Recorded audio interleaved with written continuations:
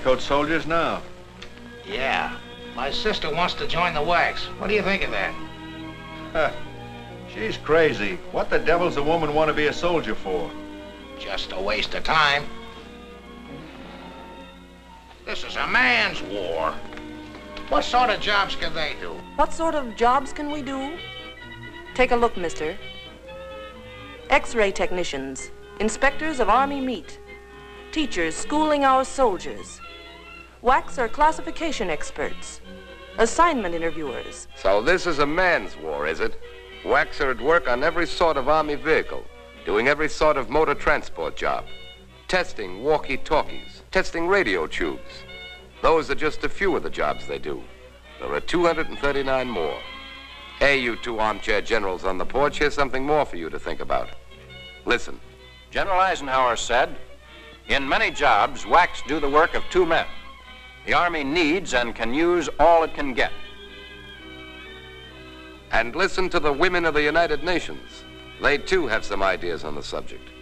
The English with their calm courage, the stalwart women of heroic Russia, the Canadian and Australian women, the women of China with their undying fortitude, and tens of thousands of American wax. What are their ideas on the subject? Listen. We shall live up to the legends of our fighting men.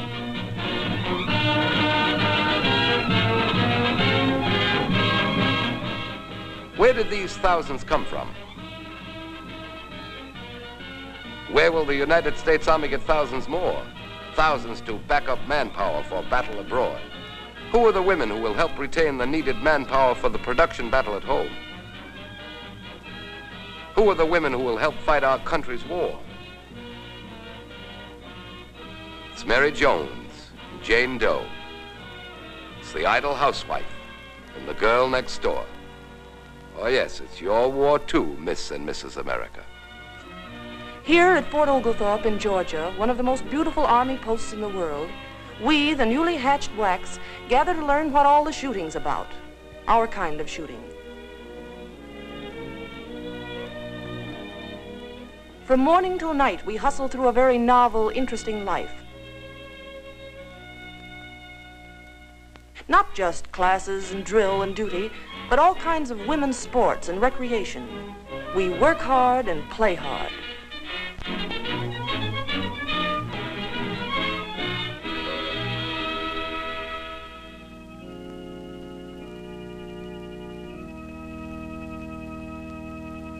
We learn that the Army's privileges as well as its hardships are ours.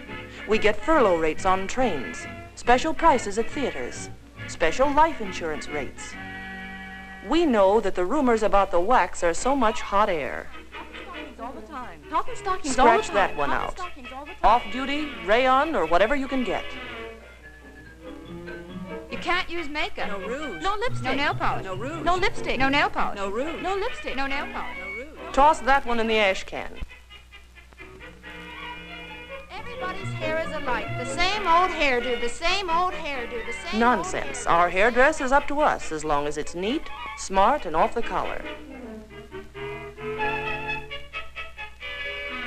All work and no fun. All work and no fun. Strictly Axis propaganda.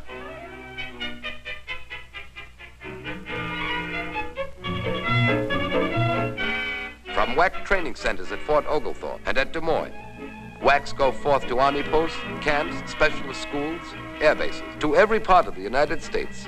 Savannah, St. Louis, Newport, Baton Rouge, Seattle, Santa Barbara. To Washington, our nation's capital, come hundreds of wax, many to be stationed in the famous Pentagon building and attached to the combined chiefs of staff. Wax are entrusted with tasks involving the utmost secrecy. Here, the important work of decoding messages whose information must be carefully guarded and transcribed with perfect accuracy. At Aberdeen Proving Grounds, valuable men have been released for combat duty by wax, inspecting mammoth tanks, computing ordnance firing tables for the light, accurate American carbines, the carbines that have canceled the effectiveness of many a Nazi and many a Jap. Here, they also check the efficiency of remote control units, and make secret ballistic measurements.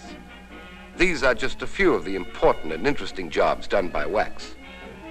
At air bases here and overseas, women soldiers perform over 25 technical jobs. War jobs now, but civilian careers later on. We are in the machine shop, in the repair shop. We rig the parachute. We guide our flyers home.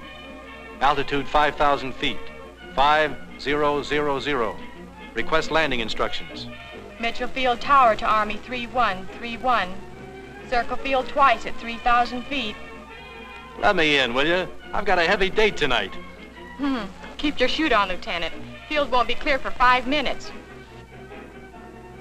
Potential American pilots are taught blind flying by our WACs.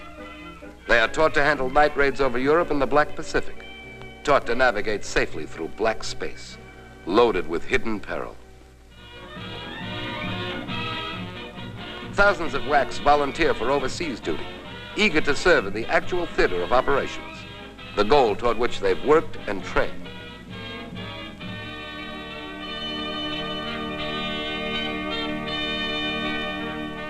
Wherever the American armies will go, WACs may follow.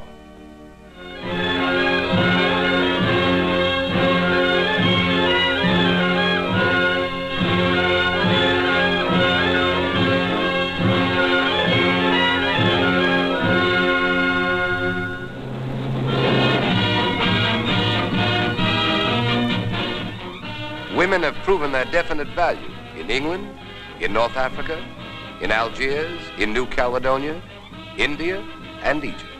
Every WAC making the war shorter by a month, a week, a day, a minute. Yes, wherever the American armies will go, WACs may follow. To Berlin and Tokyo, too. Ladies and gentlemen, General Marshall. The Women's Army Corps is an integral part of the Army of the United States, and its members, who are soldiers in every sense of the word, perform a full military part in this war. There are hundreds of important Army jobs which women can perform as effectively as men. In fact, we find that they can do some of these jobs much better than the men. As more and more American soldiers engage the enemy in combat, women must replace them at overseas bases and at posts in this country. In view of the urgency of the situation, enlistment in the military service should take precedence, in my opinion, over any other responsibility except imperative family obligation.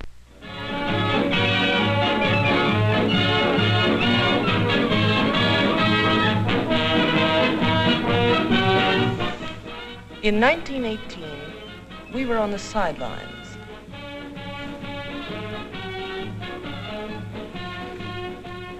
When the war has been won, the women in the Army will march shoulder to shoulder with the men in the great victory parades that will celebrate the return of peace to the world.